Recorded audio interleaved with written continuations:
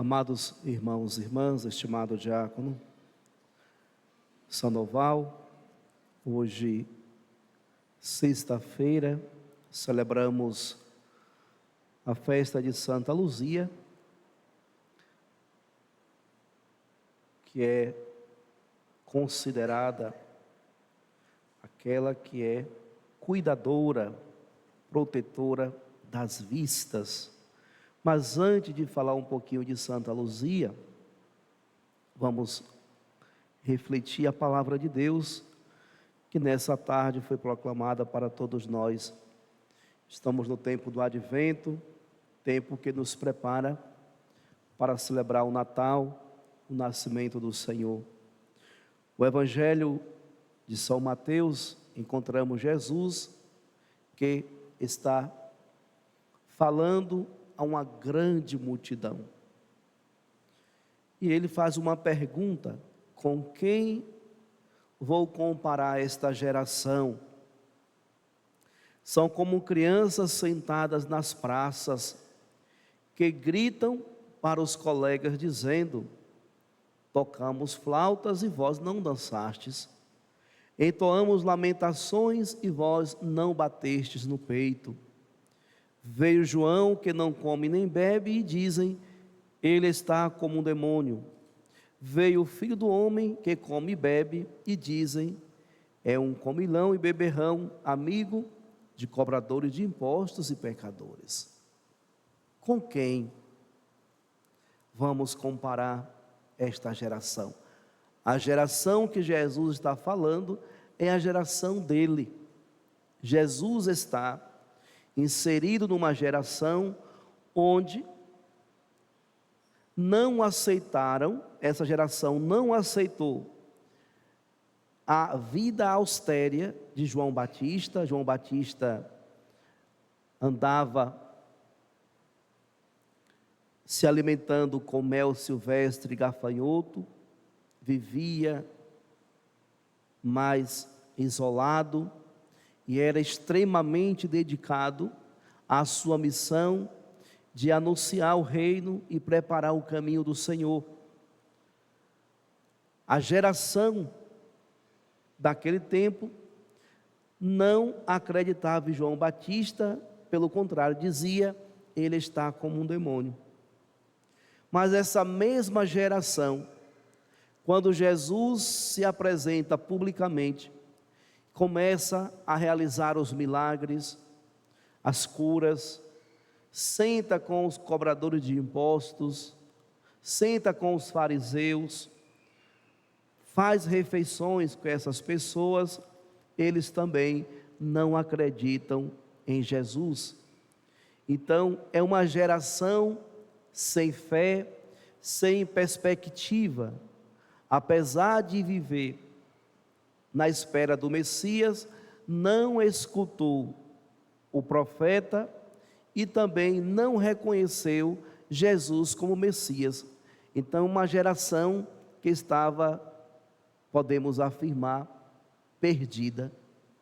Não tinha uma orientação, um direcionamento, porque não acreditou nem na pregação de João Batista e muito menos acreditou nos sinais revelados por Jesus. Eles acusavam até mesmo Jesus de ser beberrão e comelão, pois estava com os cobradores de impostos e também com os pecadores. Amados irmãos e irmãs, hoje podemos trazer o Evangelho para a nossa realidade e fazer essa mesma pergunta que Jesus fez no seu tempo: com quem vamos comparar a nossa geração? Como é a nossa geração hoje? É uma geração de pessoas de fé? É uma geração de pessoas que caminham na mesma direção?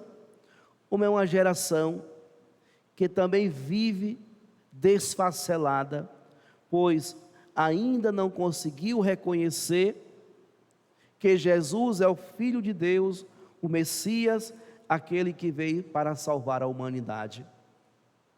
Em poucas palavras nós podemos dizer: a geração de hoje vive uma experiência com Jesus de várias maneiras.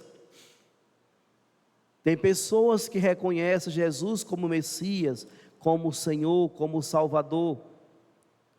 Tem pessoas que veem Jesus como milagreiro, aquele que está pronto para realizar milagres. E os milagres realizados por Jesus são milagres materializados. E por isso então, quantas e quantas pessoas buscam Jesus porque querem receber uma bênção. E se prega esse Jesus milagroso, e que realiza milagres, derramam bênçãos, e essas bênçãos são materializadas. E por isso muitas pessoas procuram estar com Jesus ou seguir a Jesus, esperando ganhar um carro, uma casa, muito dinheiro na conta, e assim vivem uma vida enganada, porque Jesus não é o milagreiro. Jesus é o Deus da bênção, mas a bênção que Jesus traz para a humanidade não são essas materializações. A bênção que Jesus traz para toda a humanidade é a nossa salvação. Quando acontece de receber uma bênção, porque Deus é infinitamente misericordioso, mas não é a função de Jesus Cristo no mundo. A sua função, a sua missão não é essa. Ele veio para trazer a salvação. As conquistas materiais devem ser conquistadas com o suor do nosso rosto. Nós temos saúde e força para trabalhar, mas Deus, da sua infinita generosidade, vê em algumas pessoas tanta confiança, tanto desejo, e que às vezes Ele favorece essas graças. Aí são graças alcançadas, porque Deus, Ele pode. O anjo disse a Nossa Senhora: para Deus tudo é possível. Mas eu quero dizer, caríssimos irmãos e irmãs, que a missão de Jesus não é materializar as coisas. A missão de Jesus é salvar o ser humano, salvar a pessoa, transformar a nossa vida por meio do perdão do pecado e nos colocar num caminho de santidade. Então, o mundo que nós vivemos, a nossa geração, é uma geração que faz a experiência de Jesus de acordo com seus interesses. Existem também aqueles que olham para Jesus como um grande humanista, um grande psicólogo, mas na verdade, qual é a identidade de Jesus? Para nós que hoje aqui estamos celebrando essa Eucaristia, a pergunta, ela é direcionada para cada um de nós: quem é Jesus para mim? Quem é Jesus na minha história? Qual é o lugar de Jesus na minha família? E aí, caríssimos irmãos e irmãs, se você sabe quem é Jesus na sua vida, se você sabe quem é Jesus na sua história, da sua família, você é uma pessoa feliz, porque Jesus é aquele que nos dá uma identidade, nos constitui uma nova pessoa, e Jesus é aquele que nos salva, e Ele nos salva apontando um caminho a seguir, e Ele mesmo vai dizer: eu sou o caminho, a verdade e a vida, ninguém vai ao Pai a não ser por mim. Daí, quando nós reconhecemos Jesus como aquele que veio para salvar a humanidade, e nós nos colocamos no caminho do seu discipulado, começamos então a fazer como São Paulo. São Paulo dizia: tudo aquilo que eu ganhei, todas as minhas riquezas, eu considero como lixo diante daquilo que Deus, que o Senhor Jesus está a me oferecer. Depois da sua conversão, São Paulo reconhece que as conquistas desse mundo não valem nada diante da coroa, da vitória que é estar em plena comunhão com Deus na terra e um dia viver a plenitude no céu. Por isso hoje, quando nós celebramos a festa de Santa Luzia, nós temos a oportunidade de celebrar o testemunho de uma jovem que desde cedo foi bem formada, orientada na sua família, no caminho do discipulado, no caminho de Cristo, e que ela ainda jovem, sozinha, diante do Senhor, fez o seu primeiro voto. Ela fez o seu voto de virgindade, de castidade, ofereceu a Deus a sua virgindade. E vejam, caríssimos irmãos e irmãs, que a virgindade é um dom que alegra o coração de Deus, pois nós temos hoje Santa Luzia, mas também Santa Inês, Santa Cecília e tantas outras santas e santos fizeram esse voto. E esse voto de virgindade é tão agradável ao coração de Deus, que Deus acolhe na sua presença aqueles que vivem justamente esta sua vocação, essa sua doação. Então, ainda jovenzinha, envolvida nesse mistério de salvação, ela faz o seu primeiro voto. Ela se entrega ao Senhor. E antes mesmo do seu pai, da sua mãe saber, ela já tinha se consagrado a Jesus. Ela já tinha feito o seu voto de virgindade e castidade ao Senhor. O pai de Santa Luzia morre, e a sua mãe então a compromete em casamento para um jovem da sua cidade. E Santa Luzia fica triste, porque ela não queria casar, pois ela já havia feito o seu voto com o Senhor. E a sua mãe estava enferma, uma doença muito terrível, e ela então, cheia de fé e confiança, convida sua mãe a fazer uma peregrinação, uma romaria até o túmulo de Santa Águida. E ela disse: se ali acontecer a cura, haverá então uma confirmação que Deus não quer que eu me case, que Deus aceita o meu voto de virgindade. E qual foi a grande surpresa? Elas duas fizeram essa romaria, essa peregrinação, e ao chegar ao túmulo de Santa Águida, a sua mãe ficou totalmente curada. E ela lhe disse então: eis aqui o sinal, o Senhor se agrada do meu voto, o Senhor acolhe o meu voto, e Ele não quer que eu seja desposada. E assim, caríssimos irmãos e irmãs, ao retornar para a sua cidade, os cristãos sempre foram perseguidos naquele tempo na Itália, e por isso então o seu noivo, o seu pretendente começa a persegui-la e a denunciá-la, e começa então todo o sofrimento de Santa Luzia.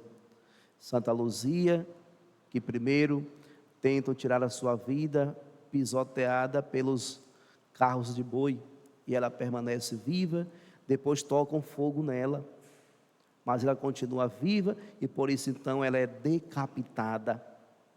Separa sua cabeça do corpo, e assim acontece o martírio de Santa Luzia.